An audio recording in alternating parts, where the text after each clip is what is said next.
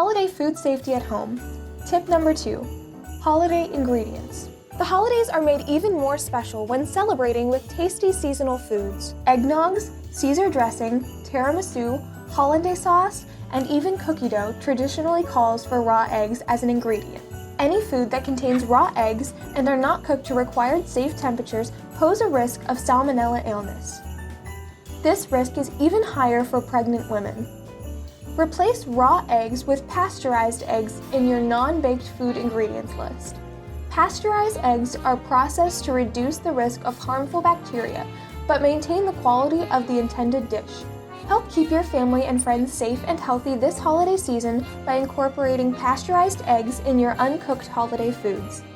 The staff at the Health Department wishes you a very happy, healthy, and safe holiday season.